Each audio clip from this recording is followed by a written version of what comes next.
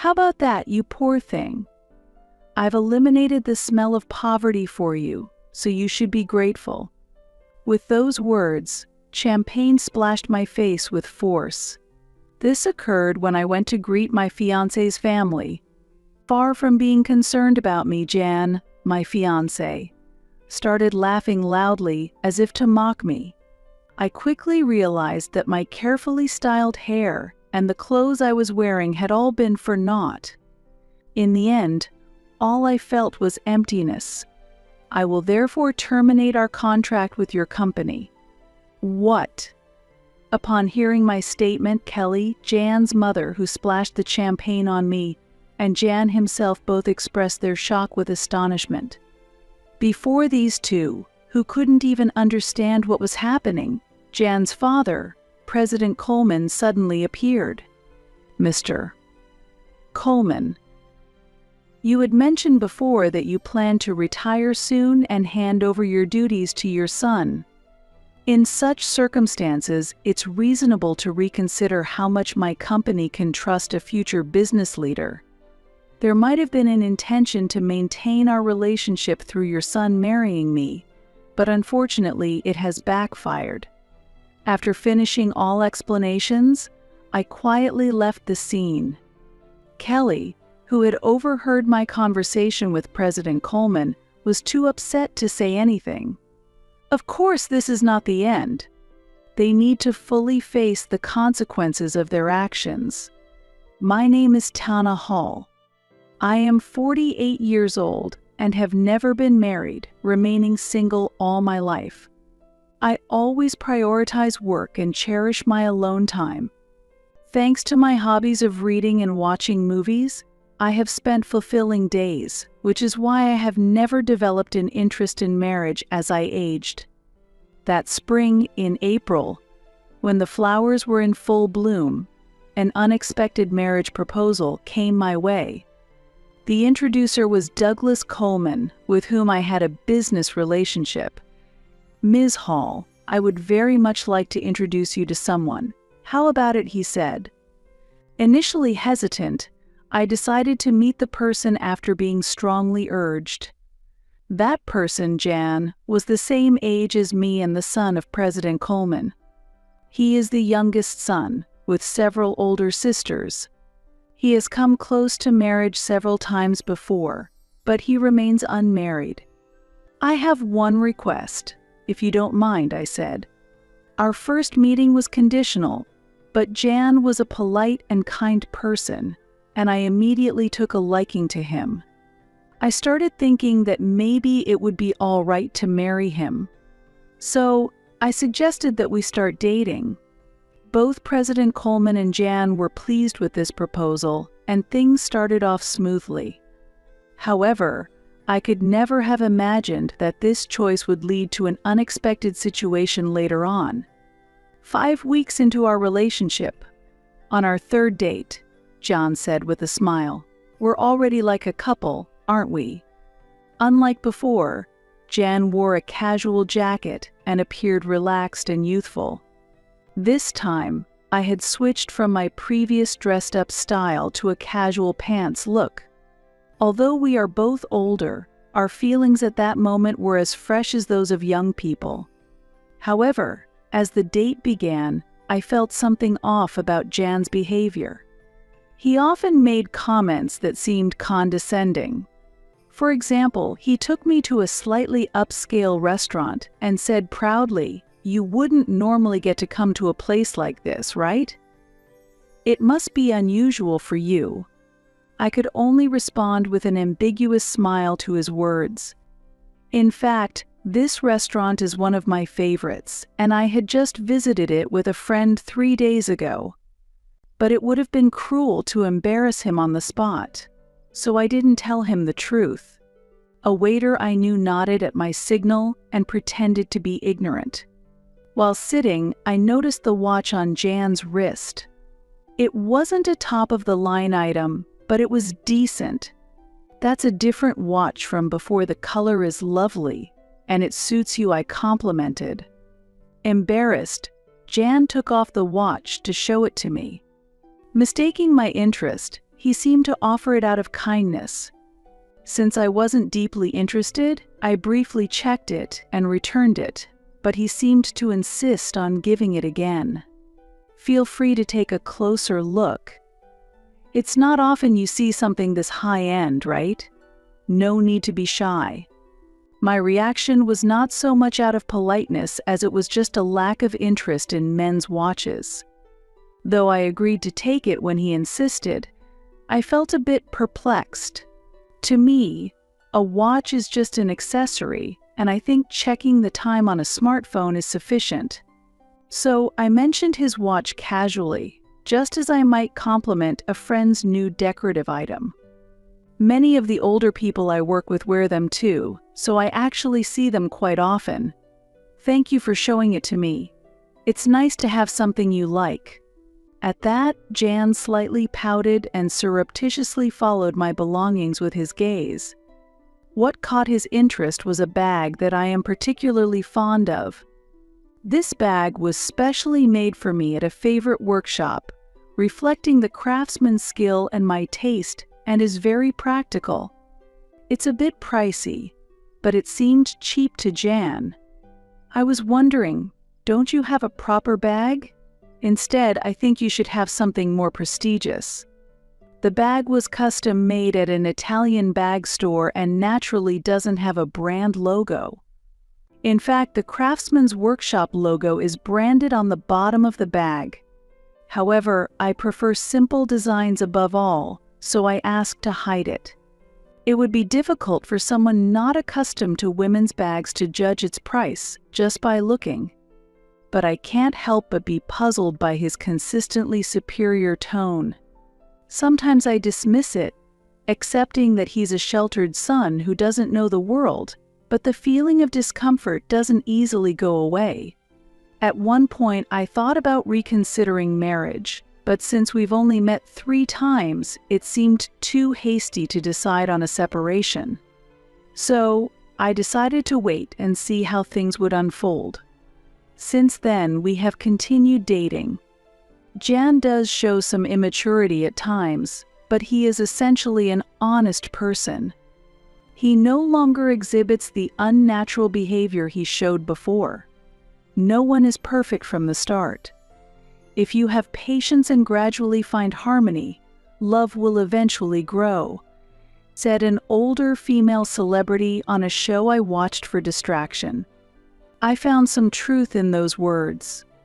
The following week, we went to a famous hotel buffet for our 5th date. Strangely, Jan piled 3 or 4 servings of food onto his plate. "Are you sure it's okay to take so much?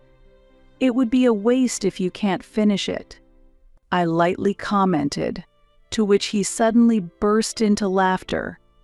Wondering what was so funny, he said, "A waste? Tana, are you still talking like someone poor? It's okay to take this much, it doesn't matter if I throw it away if I can't eat it all." I made a sour face. It seemed he completely failed to understand that wasting food not only incurs costs but also discomforts other customers. The issue isn't just about money, it's about resources and the environment. Aren't you aware of the concept of food waste? It's also inconsiderate to other customers, and eating disorderly isn't good. My voice carried more sternness than usual. In response, Jan suddenly shrank back. As he poked at his pasta with a fork, he muttered, "I'm sorry, please don't be angry. My mommy said you might be marrying me for money, and I just reacted without thinking." The word mommy lingered in my ears, and I inadvertently repeated it. Referring to one's mother as mommy is uncommon and suggested a peculiarity about his family environment. As the date neared its end, with this discomfort in mind, Jan drove me home, and as I was getting out of the car, he grabbed my hand to stop me. "Ms. Hall, even though I am who I am, would you marry me? Even if not right away, being engaged is fine. As your fiancé can wait as long as it takes." I was taken aback by Jan's sudden forwardness. but soon I began to feel genuine joy from his actions. Although there are many concerning aspects about Jan, his courtship brought pure joy. I considered that the areas he lacks could be improved upon after marriage, nurturing him into a loving husband.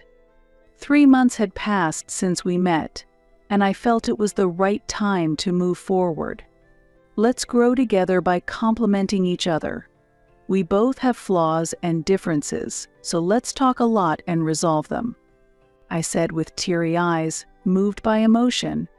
However, the moment I agreed to the proposal, Jan once again exhibited problematic behavior. Let's start preparing for married life. First, you should quit your job and take care of the home and learn the housework from my mommy. He began with a smile. My joy vanished, replaced by rising anger. I countered him more strongly than usual. Don't be so presumptuous. If that's your attitude, then marriage is out of the question. Goodbye, I said. Jan was silent, stunned. During that moment, I got out of the car and immediately went back into my house. Though I had decided to distance myself, I reluctantly agreed to meet after receiving a message from Jan over the weekend, insisting on seeing me. The weekend came quickly, and Jan was already waiting at our meeting place when the appointed day arrived. As I approached, Jan stood up quickly and apologized deeply. I'm really sorry about last time. My friends told me to lay down the law, and I took it seriously. They even scolded me for actually thinking it's okay to do that. Jan said, his energy low, which soon began to dissolve my anger. Just a while ago, I felt like clicking my tongue at him, but ultimately I came to terms with it. It's somewhat disappointing, but he is dear to me. Jan is very straightforward, and sometimes it might be hard for him to distinguish between jokes and seriousness. He is easily influenced and somewhat indecisive. But I reminded myself that no one is perfect from the start. Make sure you keep this in mind. We're getting engaged, after all, I said with a wry smile. At those words, Jan looked up suddenly and brightened immediately. After a stormy engagement period, a month had passed. Finally, it was time to formally meet each other's families to announce our marriage. The first visit was to Jan's family home. Although I have had a long association with President Coleman, it was strictly professional, and this was my first time visiting his home, which was nerve-wracking. Jan was as gentle and lovely as usual, but he seemed a bit off since the morning of the visit. I thought he might be nervous, but apparently that wasn't the case. About my mom? He started, and I braced myself, thinking of the potential issues between a daughter-in-law and mother-in-law. However, I believed in his mother, known to be a hard-working woman and the kind-hearted wife of President Coleman. I hoped that if I spoke sincerely she would understand, but I was mistaken. Yikes. The moment I stepped into the room where we were supposed to greet each other, liquid splashed onto my face. My eyes hurt intensely. Further, a strong irritation hit my nose, causing me to cough violently. I immediately panicked. How about that, you poor thing? I got rid of the poor smell for you, so be thankful, I heard a mocking voice say. I was surprised by the bitter taste, smell, and heat. I realized the liquid that entered my mouth was champagne, but I was confused about why I received such treatment. Kelly, what are you doing? President Coleman exclaimed in shock. The situation became clear. Jan's mother and my future mother-in-law, Kelly, had thrown champagne in my face.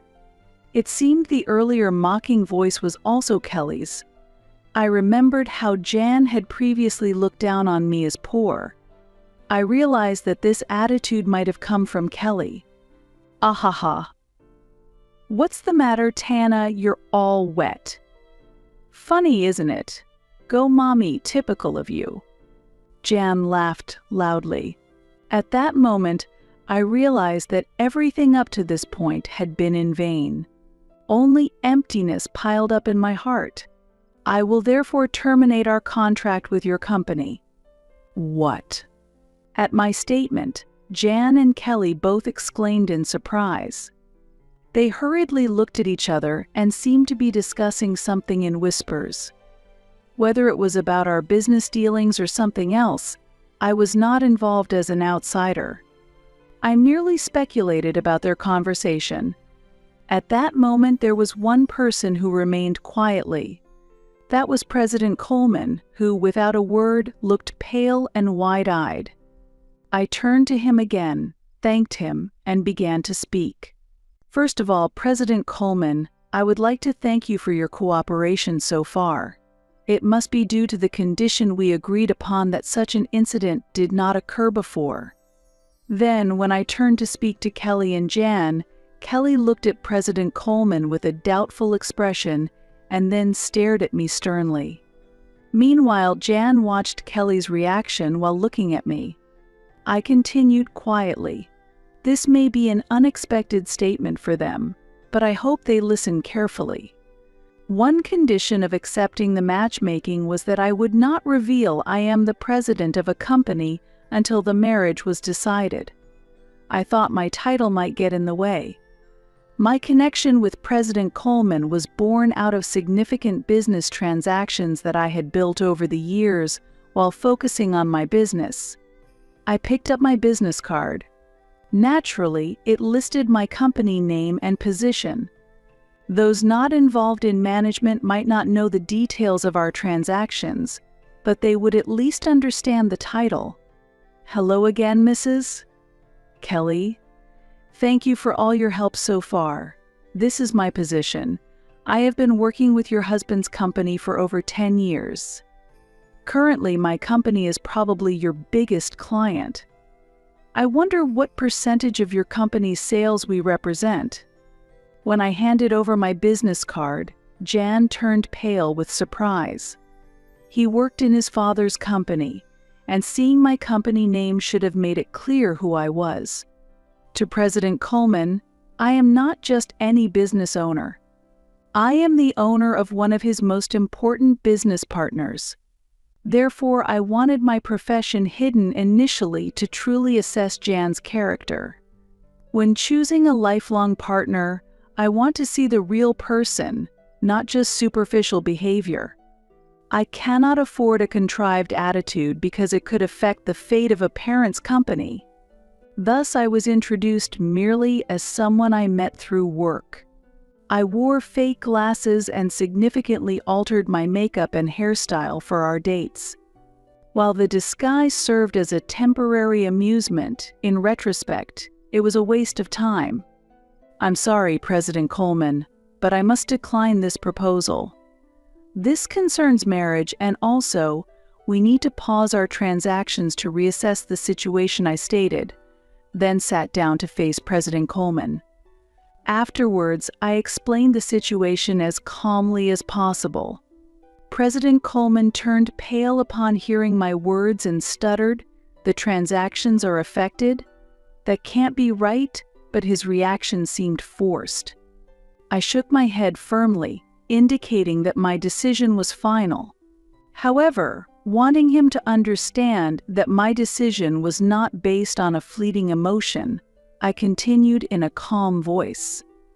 President Coleman, you mentioned before about planning to retire soon and hand over your responsibilities to your son.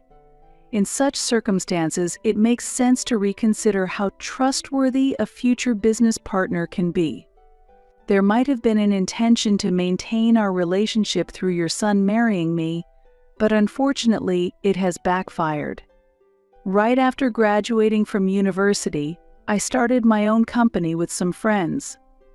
Over 20 years have passed since then, and I have been leading the business as its president throughout that time. As I've mentioned several times, I have built a relationship with President Coleman's company over more than a decade. My company, managed from a female perspective, has been recognized for its unique approach and has been growing significantly recently. As a result, our transactions with President Coleman's company have also increased. However, recently there has been internal discussion about whether to switch to new business partners. Amidst this situation, the sudden proposal of an arranged marriage came up. Considering the timing, President Coleman might have sensed some movement from our company. This was not particularly kept secret. After finding out who I am, Kelly and Jan were clearly disturbed. I decided to explain the situation further to them. In fact, we were reviewing whether to continue our transactions with your company. I heard that your company is currently facing some management difficulties. Are you aware of that? As contracts with other partners are ending, this information is crucial. What does that mean? Kelly asked, shocked, while frantically shaking President Coleman's arm. Beside her, President Coleman wiped his sweat in a flustered manner, looking anxious. It seems that the company's issues have not been discussed within the family. Jan's glances between me and President Coleman caught my attention. Despite being an insider, Jan appeared not to understand the current state of his own company. While considering this puzzling situation, I continued the conversation. In light of this, President Coleman strongly suggested for me to meet up with you, Jan, leading us to this point. Perhaps you considered this marriage proposal with the stability of your company in mind. It seems you wish to maintain our business relationship at all costs. Kelly was visibly shaken, her hands trembling and her lips quivering. As I explained, President Coleman's company is indeed struggling with management issues. Kelly may have looked down on me earlier, but her company is facing far more significant problems. Once praised for quality and speed, President Coleman's products have been technologically overtaken by competitors, no longer offering anything special. Moreover, the development and manufacturing processes are inefficient, cost reduction has not progressed, and the product prices have become expensive. Additionally, the company imposes unacceptable levels of pressure on employees under modern labor standards, shortening delivery times and further deteriorating the corporate reputation. Adopting products from a low-rated company can cause a domino effect, dragging down the reputation of business partners. Even a company with a long history faces challenges with outdated structures and a high turnover rate among young employees. As a result, President Coleman's company's market share has gradually decreased, and its performance continues to decline. Under such circumstances, it was natural for us to explore transactions with other stable companies. How dare you threaten to cut off business based on personal feelings? What a despicable act. Are you blackmailing us? This is the worst. Don't think such behavior is acceptable, Kelly exclaimed in outrage. Despite her actions being the cause, I was surprised by her accusatory behavior. The lack of an initial apology speaks volumes about her character. Before I could point this out, President Coleman shouted vehemently, "Silence. This is all your fault." I swallowed what I was about to say. Indeed, it is likely that President Coleman, not I, is the most damaged party here. The unexpected fallout from his wife's inappropriate behavior would have been unforeseen for him, who had hoped for stability. All of this stems from President Coleman's actions to faithfully adhere to our agreement, but in reality, keeping it a secret from Jan alone would have been sufficient. He should have informed his wife beforehand. As a result, I am relieved that I didn't have to welcome such a problematic person as my mother-in-law. The sight of Jan was pitiful. He was pale and trembling, tightly gripping Kelly's hand. It is sad to see a 48-year-old man still needing his mother's hand. Seeing his state, I couldn't help but give him a cold look. "It's impossible that you," carrying such a cheap-looking bag, could be a president. Moreover, you complained about food waste and acted like you were poor. You are lying, even about being my father's business partner. How disgraceful." Jan vehemently accused me. "He might be trying to blame me, but he is mistaken. I am not interested in branded goods and prefer to use high-quality domestic leather products. Also, my criticism of wasting a large amount of ordered food was not because I am poor, but simply because it is inappropriate behavior. There can be no calculated acting in this. Regarding this bag, it is custom-made from a workshop I frequent. Anyone knowledgeable would recognize its quality immediately, but it seems none of you are interested in the quality of leather. This bag is priced higher than commercial brands." I explained, and suddenly Kelly stared at my shoes and bag with astonishment. Then she quickly averted her gaze, embarrassed.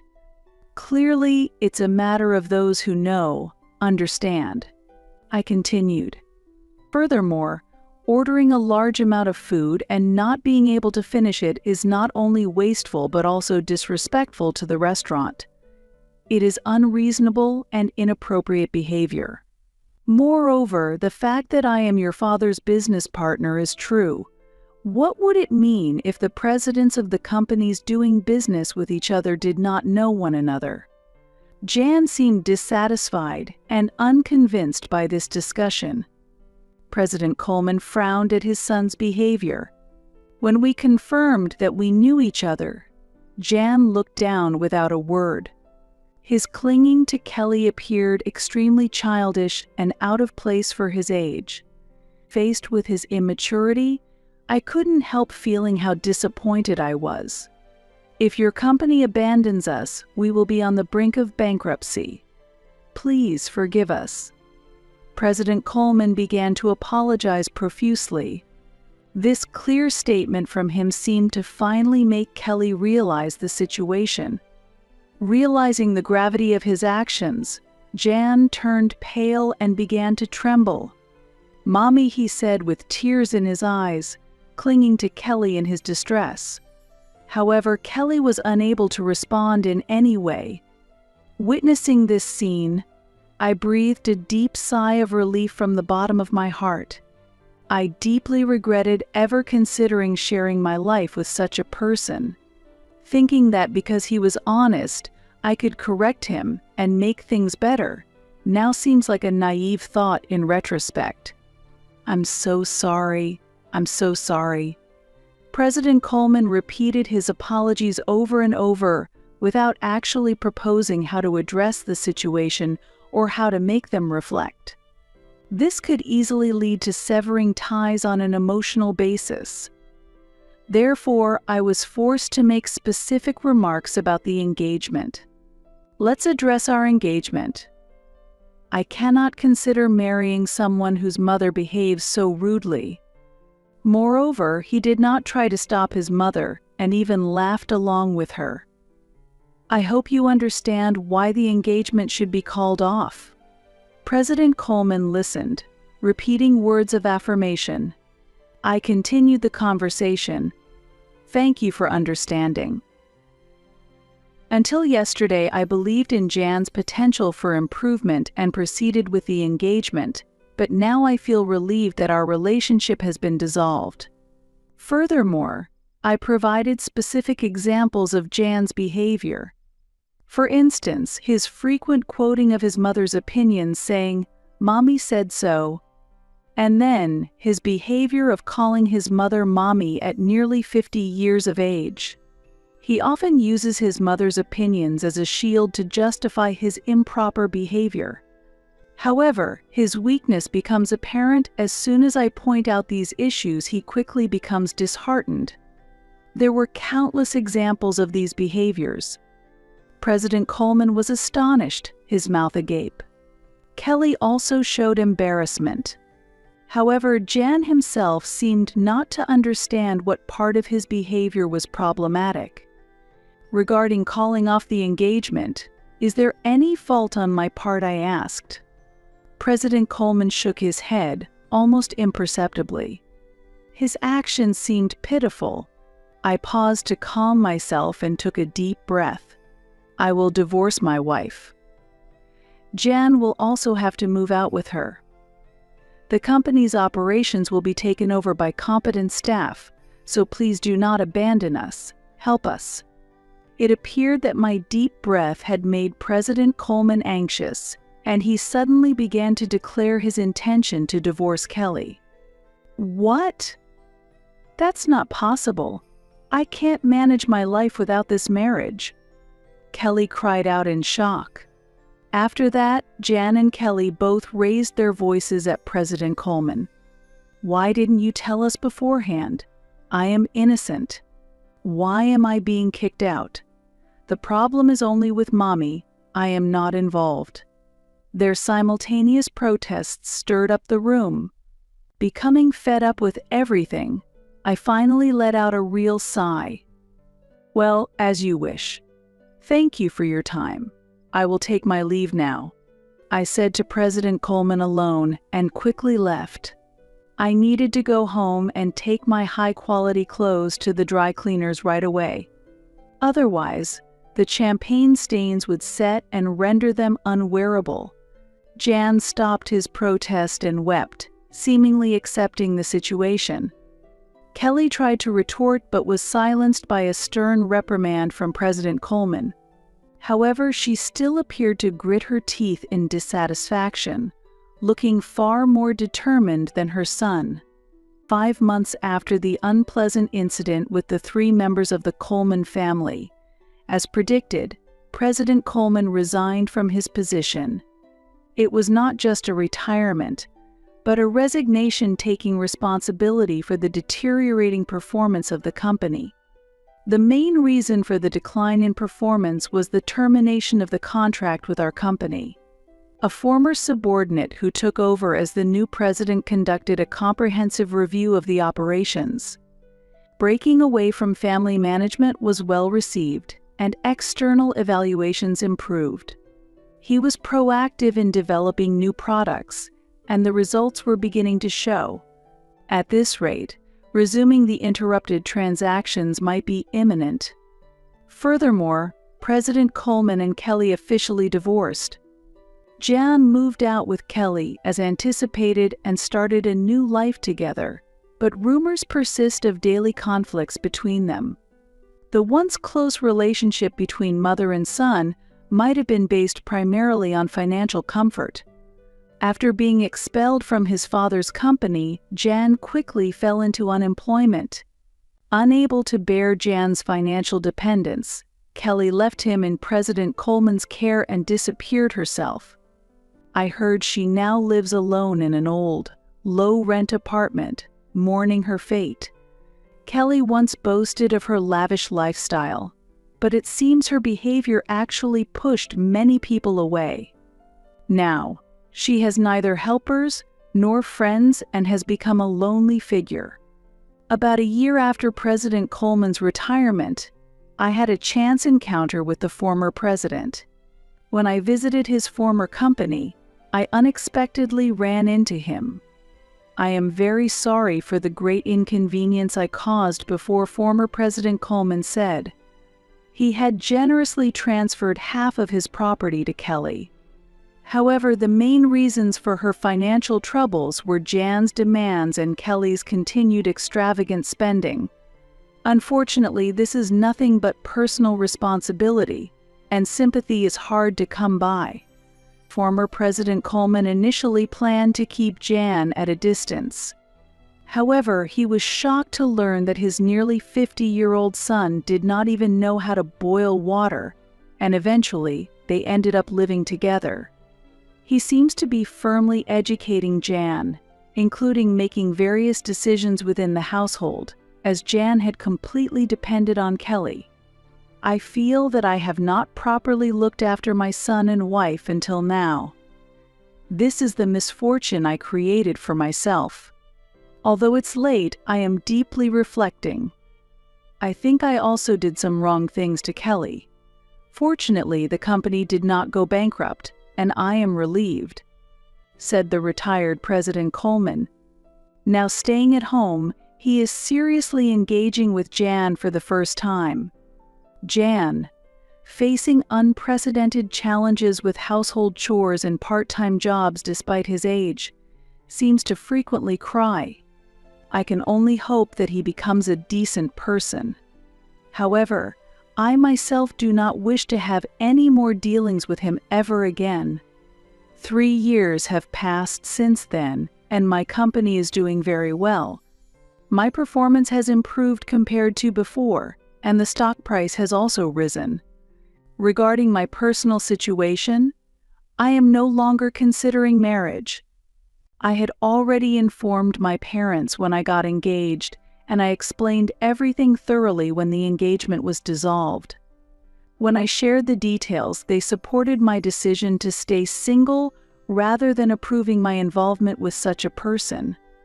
As a result, my parents have become even stronger supporters of my dedication to my work. I work actively every day and have taken up new hobbies to lead a more fulfilling life. Although I previously preferred indoor activities, I decided to take up exercising at the gym. Recently, I can visibly see muscles starting to form. My subordinates look at me with admiration, which is quite a ticklish feeling. I always believe that happiness is something you grab for yourself. I seek happiness that I create on my own, not just the happiness that comes from being with someone else. If I were to fall in love again in life, I would prefer it to be towards the end of my life. At life's end, I feel that one can afford to throw everything away for love. However, that's not a concern for now. Currently, my days are fulfilling, and I am happy. My life has just begun, and I continue to strive towards a bright future.